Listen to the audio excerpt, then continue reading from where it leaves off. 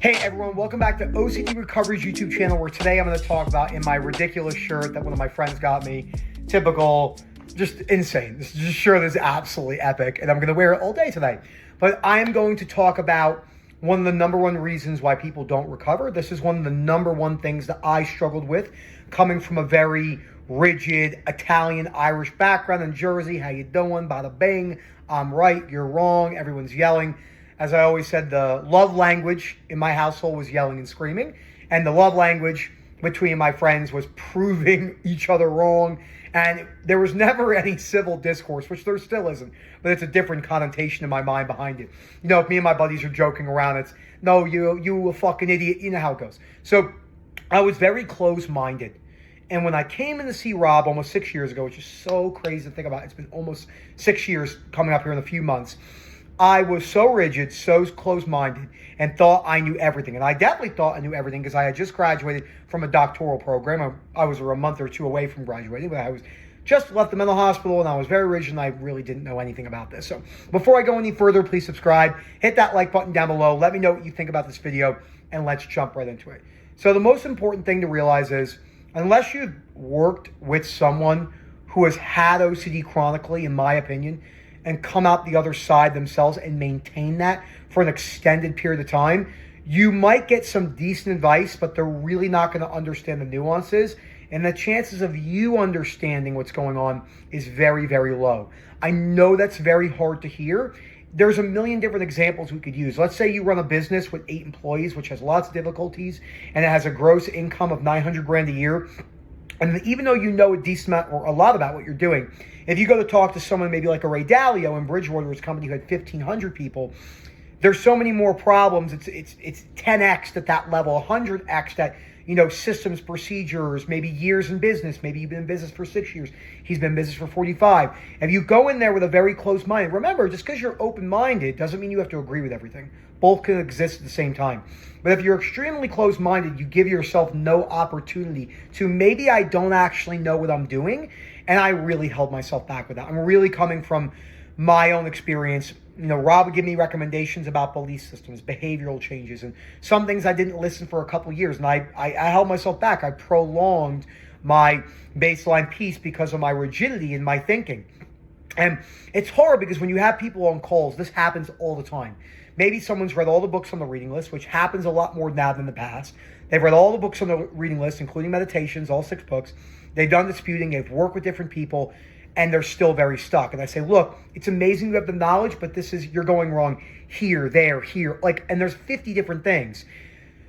When you've done that, when you've put the work in, your natural inclination is to say, no, you're wrong. Like, I've put all this work in. What are you talking about? And I don't sit here and try to change people for the most part anymore. Now, you know, it's very easy to fall into, as a coach or anyone that really knows something, when you're around 100 people that think they know something, but the chances are you know it more than them.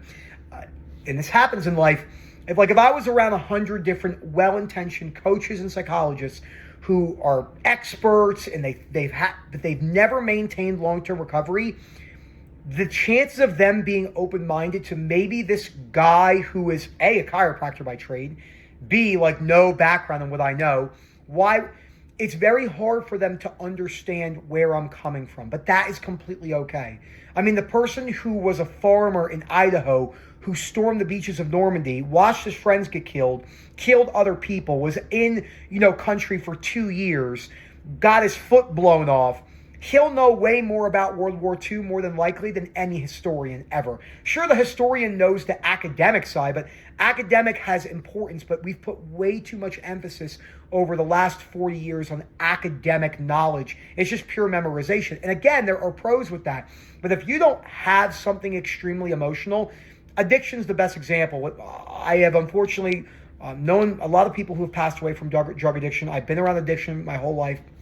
And some of my really good friends are sober from hard drugs for, sometimes 8, 10, 12. One of my best friends coming up, I think, on 15 years of really hard drugs. They want to listen to my buddy. He has no background. He's in banking. He will give the best advice by far over any addiction expert. This is not even a hard truth. This is just common sense in the reality, you know? But people don't want to hear that. And when you go in with that closed-mindedness, you're just doing yourself a major disservice. And I can't tell you, you have nothing to lose. You see the reviews, you see all the people, give it a shot. Give it a real shot. 6 to 12 months, go all in, read the books on the reading list, come in for some calls if you want, or webinars, come to the coaching group and the WhatsApp groups, engage and give it a real shot. Because if you don't give it a shot, I don't know what to tell you. It's really hard because the rest of the OCD and anxiety world is riddled, filled with reassurance, mantras to calm yourself down, zero awareness on unconditional self-life, other acceptance, stuff about ego dystonic, it's against your values of who you are, calming techniques during panic attacks, grounding, box breathing, meditate to calm yourself down. ERP is the gold standard. Beliefs don't really matter that much. It's radical acceptance and unconditional acceptance. Radical is the opposite of unconditional acceptance. Radical acceptance, here's statements of the things to say. There's so much bad information out there. And again, it's understandable why you feel so confused. But in order to give yourself, in my opinion, the best opportunity to learn, you want to actually give it a real, tangible shot. Okay? Just give it a think and see how it goes. Again, I was a nightmare to deal with. And I know many people who come from where I come from, area of the world, that they think it's good. It's a good thing to act like that. It's a good thing to be, you could be prideful, you could have self-satisfaction, but the way you deliver and carry yourself is more important in my personal opinion, and your delivery of your information than most things. And most people are not delivering their information when it comes to in a disagreement fashion, because we're saying things they've never heard before. You know, when I tell people, sorry, I know you've been working with all these people, I know you might have a background. By the way, I've coached at least 100 psychologists myself that own their own practices, master's level, PhD level, work in the big facility, own their own facility, psychiatrists, medical doctors, tons. So, you know, you just practice being open-minded. Just something to think about. So, Phil at OCDrecovery.com. Hope to hear from you soon. There's hope. You can get better. We work all over the world. Hope to hear from you soon. And as always, enjoy the rest of your day.